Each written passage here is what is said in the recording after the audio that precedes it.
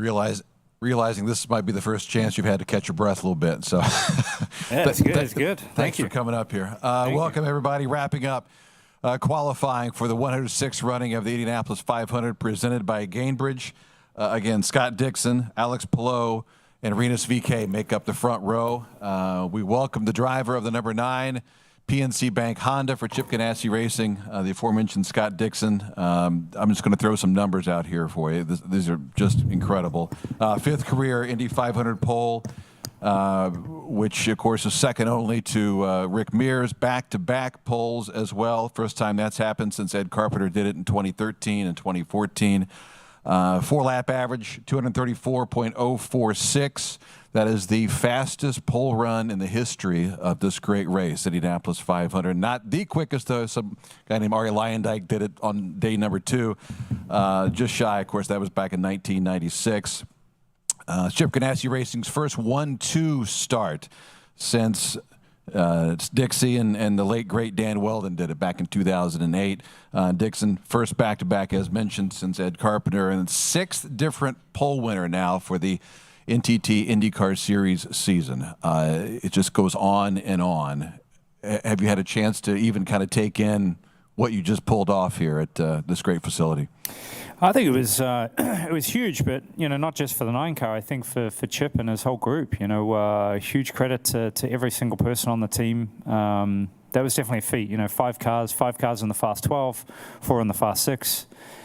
Every team owner would dream of that situation, and I think without the hiccup that Jimmy had, I think it would have been all of us in there. So kudos to Chip and everybody on the team. Kudos to Honda and HPD. The amount of effort that goes into qualifying alone is kind of mind-boggling. I think, even for us that are in the team and in this kind of community. Just how much goes into it, is crazy. So, for the team to see that and for it to pay off is huge. I knew the pole was guaranteed for our team, but of course I wanted it over Alex. And I think, Cannon, huge credit to him. After yesterday, we did a couple of things that we shouldn't have done, and the knock-on effect, really affected us yesterday. And guess lucky with the weather, and that held us in that Fast 12, for us to continue on today. So big thank you to everybody on the team. And step one, but doesn't guarantee you anything. Obviously, it's a huge privilege to start on the pole, and congratulations to everybody on the PNC Bank number 9 crew. I'm sure one of the questions, and we'll get to the questions here in a second. What kind of changes did you make from the top 12 to the Firestone Fast 6 to the car? Not a whole lot. I think that for us, the biggest effect lately has been, just the ambient conditions. And, from the first run, I was glad to get out of that car because, I nearly crashed in turn 2 on the last lap, had to get out of it, or, kind of went for the brake as well.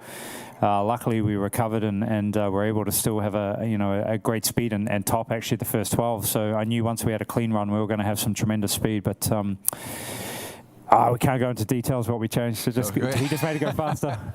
Hey, hold on. Obviously joined as well by Rinus VeeKay, drive the number 21 machine for Ed Carpenter Racing, and Alex Palou, drive the number 10 NTT Data Honda for Chip Ganassi Racing. Just some opening thoughts, and I'll begin with this. I mean, so many accolades coming with today's qualifying run, but we can confirm that this is also the quickest front row in Indianapolis 500 history, with a 4-lap average amongst the 3 at 233.643 miles an hour. That just edges out the 96 front row at 233.233 miles an hour. Pretty fast, right? Congratulations. Let's start with Alex, who is going to have a quick chat with Rinus. We'll start with you. You're the one paying attention. Just your thoughts on being back in the front row. Obviously, a second front row start for you for the Indianapolis 500. Yeah, very proud to be in the front row again. Haven't qualified worse than 4th in my 3 qualifying attempts at the 500, so very proud of that, especially at my age. And yeah, I think as a team we maximized everything we had. We made all the right decisions, and I had the best car I've had in qualifying weekend during the Fast 6 qualifying, so that shows how on point we were today. but Scott was just a little too fast. And Alex, what were the nerves like watching Scott go out and perhaps try to knock you off the pole, which obviously he ended up doing. But obviously a great finish for the team, though, as well. Yeah, I mean, there was not a lot of nerves. Like, I knew he was going to get it. Everybody knew he's the man here. So it was like, okay. But no, to be honest, the Chip Ganassi Racing team did a tremendous job having 5 cars in the Fast 12, 4 in the Fast 6. My car was really good. I think my best car was during Fast 6. So I was super comfortable. I think I did everything I had. I kind of wish that Scott, knowing that he had already 4 pole laps here, he could have gave me 1, but he doesn't share much, so we'll try and get it next year. You got to change that. You're the series champion. Can't you do something about that? Yeah. Let's go ahead and open it up for questions in person. For those of you joining us virtually, we'll get to your questions here momentarily as well. Go ahead, David. Thanks, Dave. Well, I was wondering first whether it was going to be chicken or Taco Bell tonight, but clearly it's Taco Bell, so congratulations, Scott. One of the things which Dave kind of alluded to, but I was wondering, with the way the weather was changing, because it was definitely getting cooler, certainly standing in the pit lane, was there the temptation to do things to the car between the run for the 12 and the run for the 6? I think we kind of always just try to manage that and monitor it, to be honest, and we have a program I think we kind of follow, with the current conditions, and it's been pretty spot on. I think all of us knew that, from the first run to the second run, it was going to get easier, so you could be more aggressive. And the first run we were already super aggressive, so we didn't want to overstep it, and then we kind of just waited to see what the 10 car did, and then trimmed out a little bit more than he did. And that was it, So this year I think has been tricky just because of the sealant and how black it is. So the sunlight has really affected kind of qualifying more than what we've had in the past. I think this morning, especially when it was cloudy, that keeping the track temp down really makes the car drive a lot nicer. And as we got that later in the day, it helped. And then the second part of that, waiting obviously to be the last runner out on the track because of how you went through the 12 phase.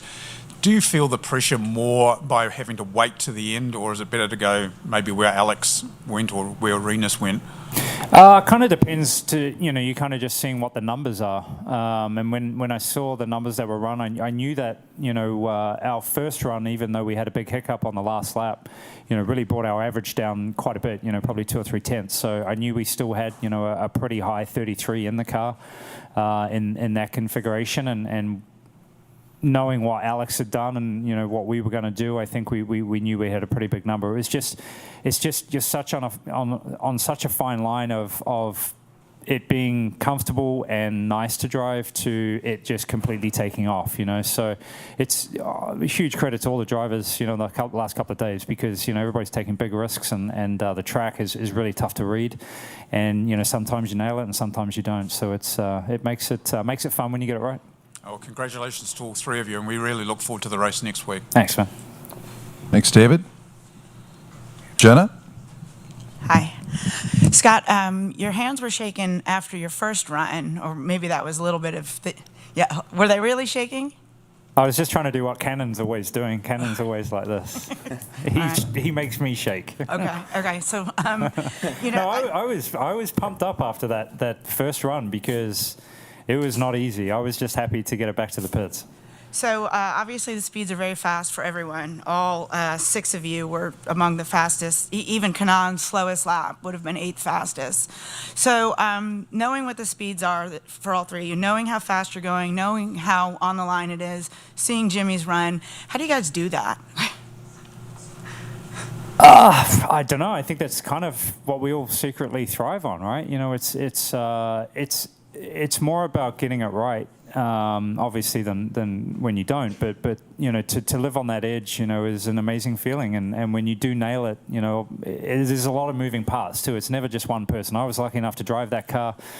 Cannon did a hell of a job in setting it up. All the crew people. It's just a huge knock-on effect. And to be able to carry that across the line in the fashion that we did, that's what it's all about. That's days like these are amazing. But.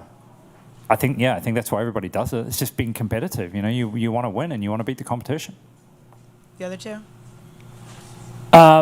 Yeah, I think Can you repeat the question one more time? How do you go out there and go 233, 34 miles an hour? Well, I was actually pretty nervous for today. I knew there was a lot of,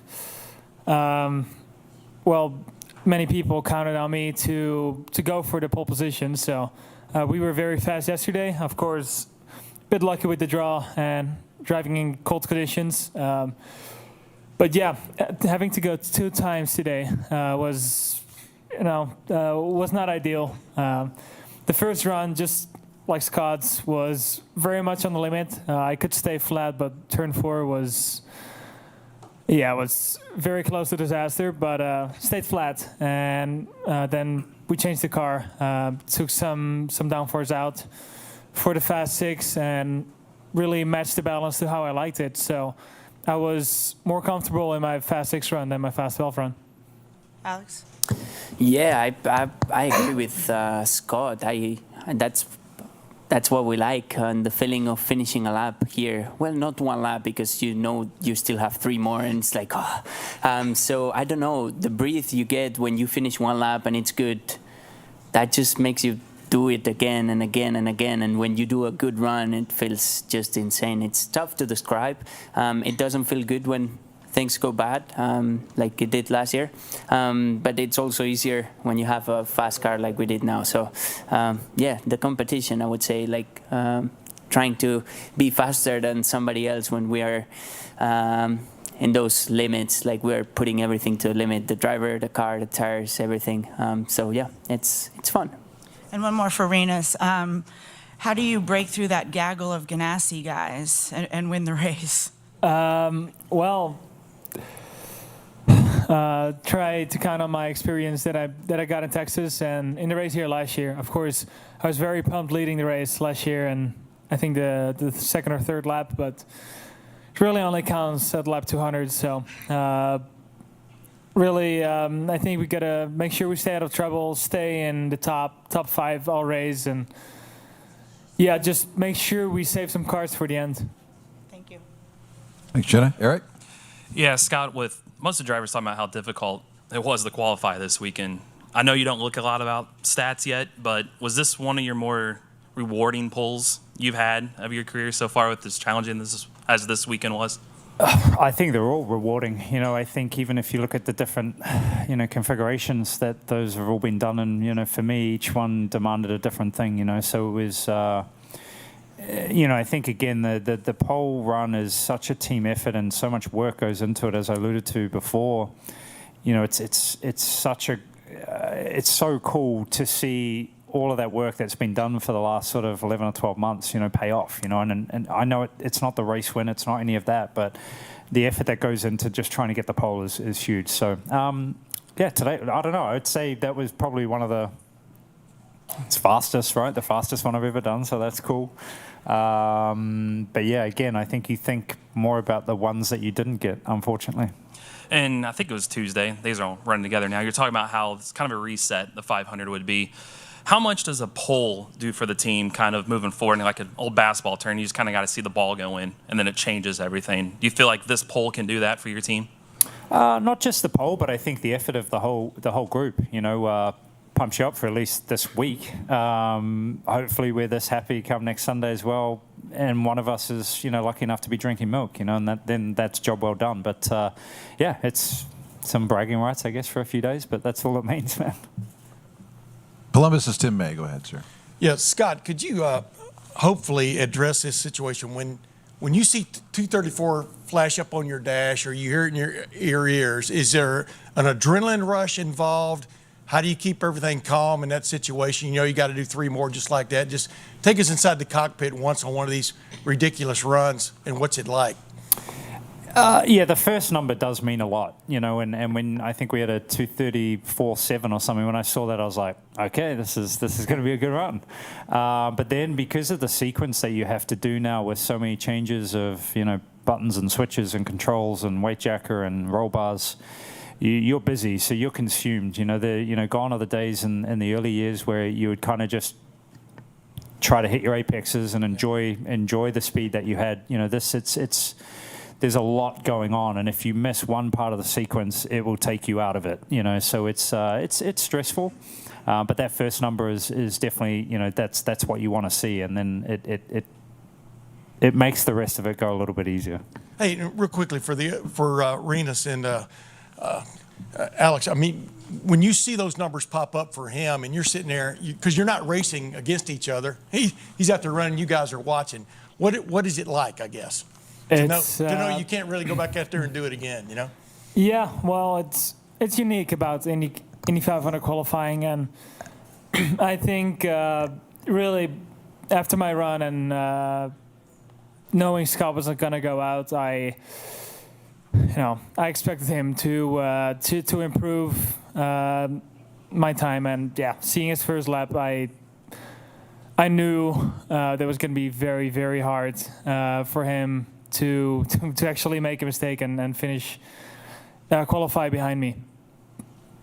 Yeah, I agree. I guess it would be different if there was another driver behind, but when it's Scott Dixon, maybe you are a bit more scared. So obviously seeing that number, it was amazing. I thought my 4 laps run were fast, but we're not fast enough. So yeah, it's okay.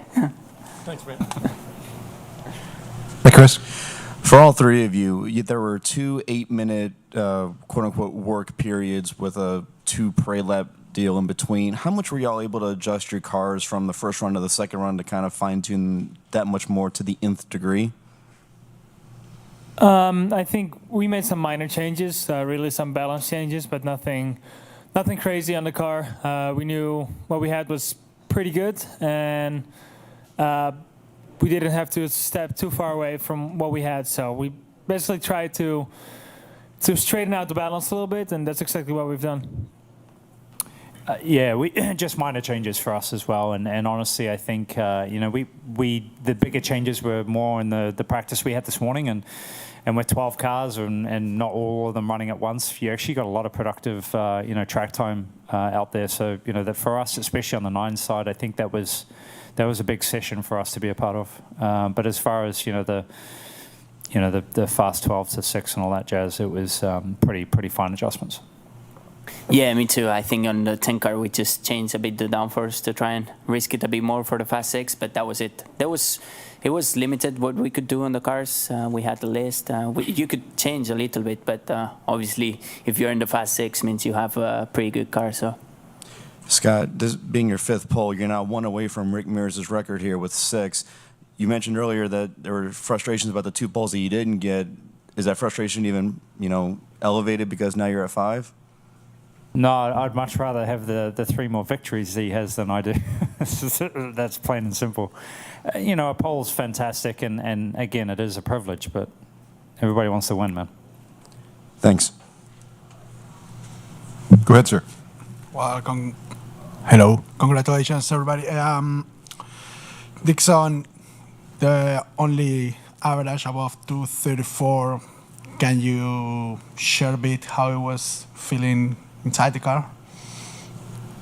When I saw the 234.7, I was excited.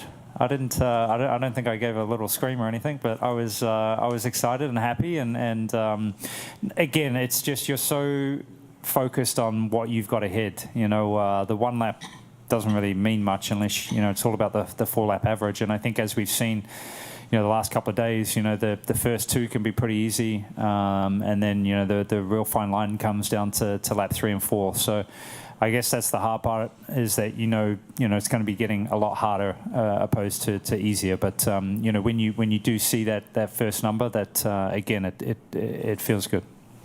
Thank you, Dixon. And Palo, espero que puedas contestar en español. Vas a empezar donde terminaste el año pasado, con otra leyenda al frente. ¿Qué se siente? Nada, la verdad que muy, muy contento por cómo ha ido toda la semana y cómo ha ido la clasificación para nosotros. Es la primera vez que salimos en la primera fila. Creo que es impresionante. Mañana puedo hacer la foto tan famosa que se hace en la primera fila los 3 pilotos. Así que contento por tener un buen coche, la oportunidad de salir delante. Pero bueno, es una carrera larga, tenemos que trabajar y intentaremos mejorar la posición del año pasado. Muchas gracias. Thank you very much. Thank you. I have one question for Rinus. If you could, for the benefit of the assembled media, could you pronounce your full name and the name of your hometown? So my full name is Rinus van Kalmthout, and name of my hometown is Hoofddorp. Thank you. You're welcome. That might be the easiest question of the month. All right. Yeah. Well done. Good job. I knew that from when I just could talk. Yeah. we needed the sound effect ding at the end. So yeah. Go ahead, David. Scott, can you pronounce your name? No. There it is. Wanted to ask, how much did you consult with Chris before, sorry, not Chris, with Cannon before you went out? Because I remember one time Chris was telling me he made a change, to trim you out, and you recognised it was kind of like a bit thin, and he said you can handle it. I just wondered if Cannon took the same approach. I prefer not to know. I just ask him it to be fast and, that it will stick. I guess he shortchanged me on the first run because it didn't really stick, but he works super hard. I know he, wants to win more than anything. We don't really discuss it too much. He's got a lot more tools, I'll tell him how the balance is and what I felt and how, I feel like the run could be improved. But, he's very good here, very good in qualifying configuration and race as well. But, the team has a very good format for what we need, and, he definitely nailed it. Looking forward 7 days, like throughout this last week, everyone's just been saying, God, those Ganassi cars look ominously fast in race trim. How confident were you that you were also going to be fast in qualifying trim? I guess it's kind of an unknown. We feel like the competition has definitely brought some speed this year, and not just here at the Speedway, but the road courses too. It's been pretty impressive. The delta that they've brought this year. So I guess the easy answer is you don't really know. You hope for the best. It looked like yesterday that they were pretty even actually, and today I think the others have caught up a little bit, to what we had last year and the year before. But what it comes down to now is raceability and how the cars are. I think the Ganassi cars are strong, but so are these guys. So is Rinus, so is Ed, so is Connor. The Penske's look very strong. The Andretti's, through portions of the day, looked very strong. It's tight, man. The competition is just so damn tough in IndyCar right now. Okay, well, congratulations. Awesome. Thanks, David. Nathan. For Scott and Alex, Alex, I know you, I think if I remember right, you were starting last of the Ganassi cars in the Fast 12, and then both of you had some teammates behind you to be able to learn off of. How much are you guys talking to your teammates in a situation like this when they're going before you, and how much are you guys changing before you guys are able to go back out and make your run? Yeah, a lot.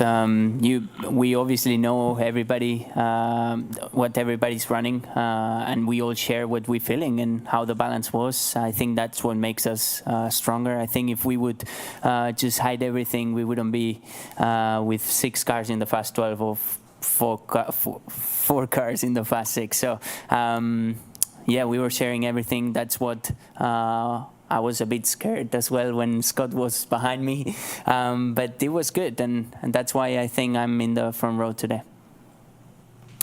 Yeah, it's always, it's open book. I think everybody does a good job of that, and you have to buy in. You have to be willing to share, and I think that's always been the environment since 20 years ago since I joined this team.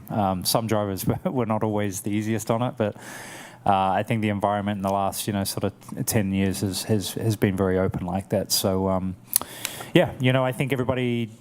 I kind of asked a little bit, just going through the sequence of the Fast 6 of, what the 1 car had done, what the 8 had done, kind of after they'd left, and gone out. You don't want to share too much because it's on the radio as well.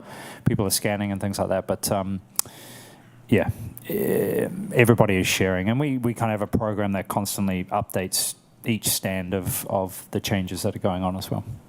And for both of you, one more question. Alex, I know this is just your second 500 with Chip. Scott, I know you've been doing this for 20 years.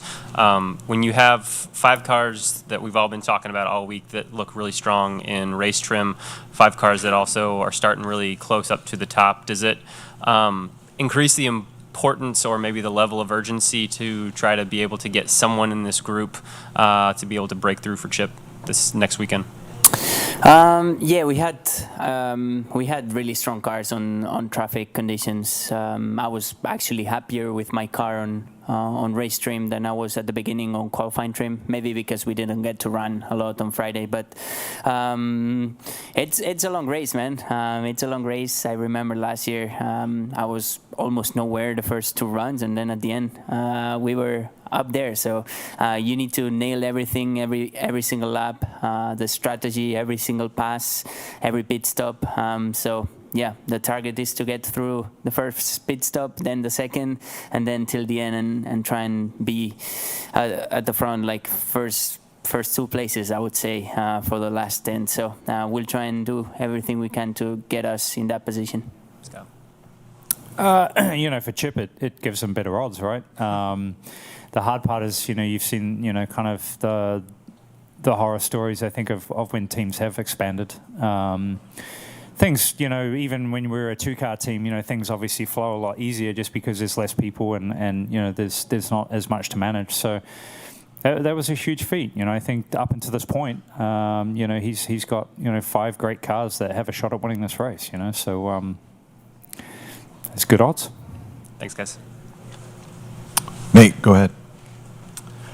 The format of having to do 2 4-lap runs in basically less than 2 hours to win the pole, it seemed like that was somewhat born of there being 33 cars and no bumping. But now that you guys have done it, even if they had more than 33 cars, should they keep this kind of format?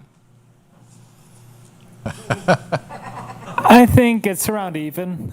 Everything has its positive and negative sides, but I think it definitely brings more excitement, especially when there's no bump day. But I think for the drivers, it's more nerve-wracking. So if I could choose, I would go back to Fast 9 qualifying. Yeah, I would prefer to watch the bumping as long as I'm not in it, because that's always a great show.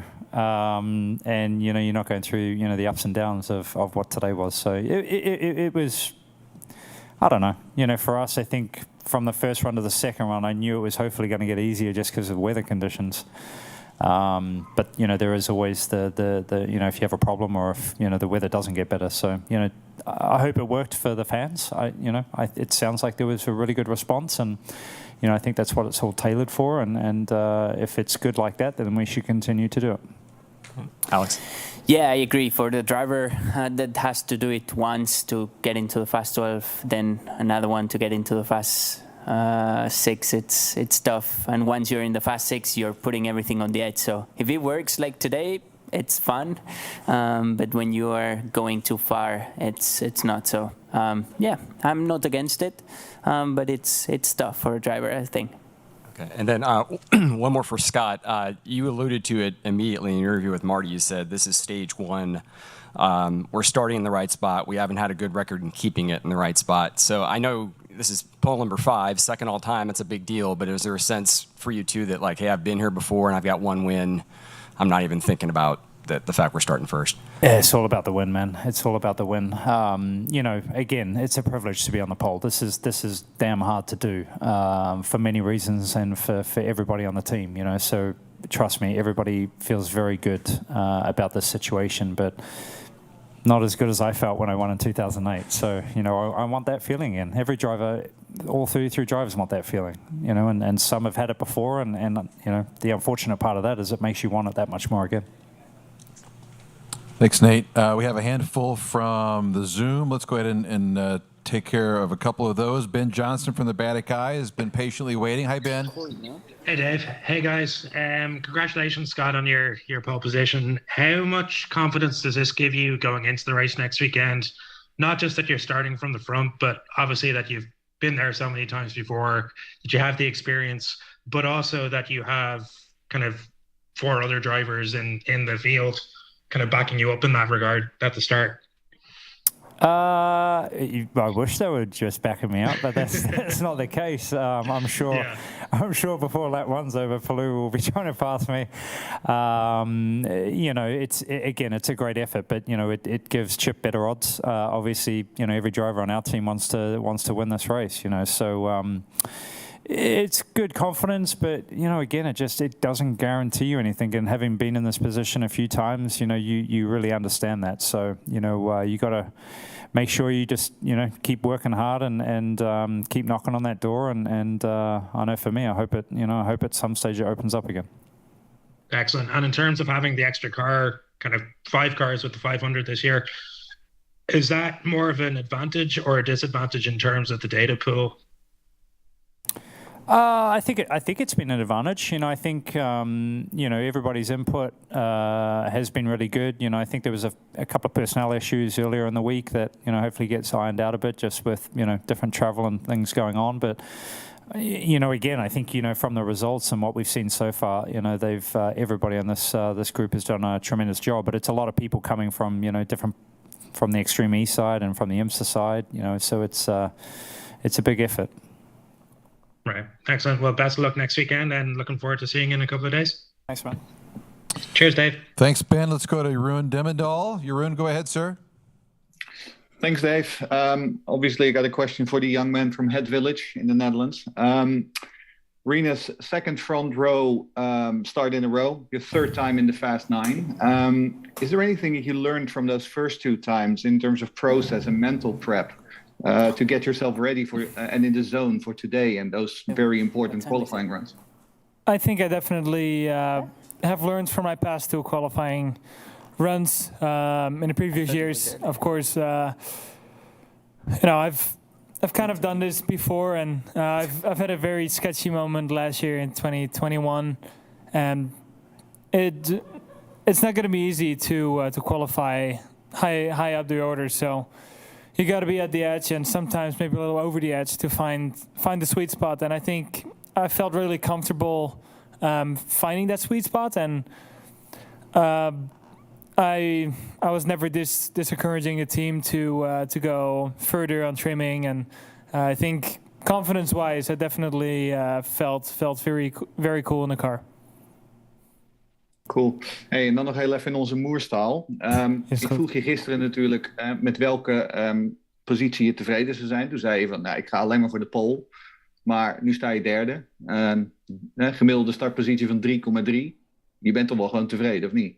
Ja, ik ben heel tevreden. Het is natuurlijk niet makkelijk om dat te doen. Zeker, ja, als je kijkt, Scott is gewoon heel snel. En we hadden alles aan de auto kunnen veranderen, maar niet dat extra stukje eruit kunnen halen wat hij heeft gedaan. Dus we hebben echt alles eruit gehaald wat we eruit konden halen. En dat is voor mij alles wat ik kan doen. En daar ben ik heel erg trots op, heel tevreden mee. En ik denk ook als team dat we Ed Carpenter Racing en Chevy gewoon heel blij moeten zijn dat we weer een auto op de front row kunnen zetten. Oké, dankjewel man. Alsjeblieft. Thanks, Dave. Jeroen, thank you. We'll try one more. Fernando A. Alonso from IndyCar Aldea. Fernando, go ahead, sir. Thank you, Dave. Hello, Alex. ¿Nos podrías contar un poco acerca de cómo fue ese último intento? Parecía como que se iba primero por tener una alta velocidad. ¿Cómo fue el proceso de esa última ronda?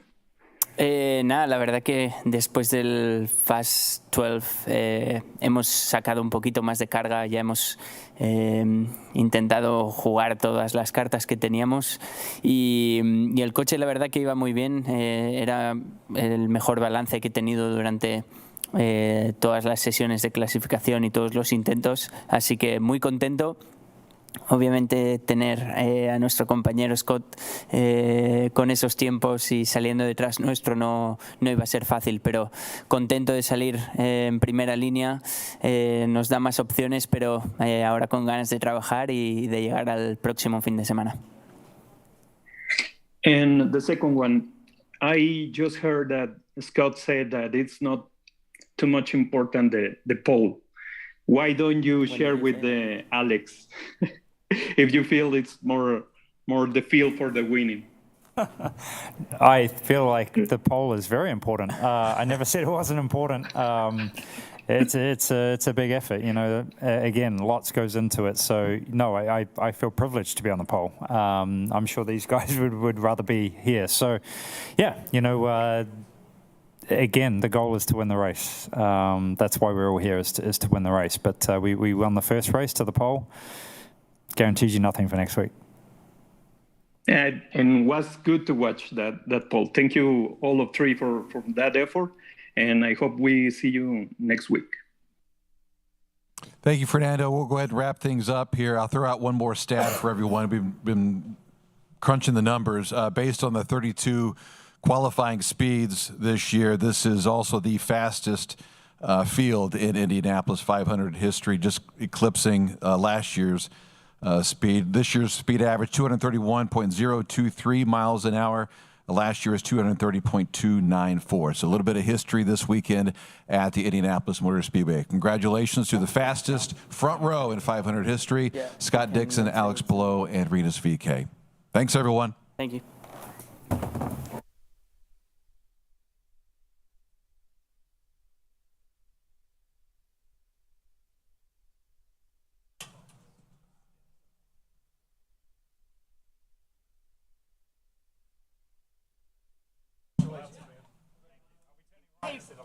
Dave, can you repeat those speeds? Okay. Oh, is this it here? That's it right there. All right, got it.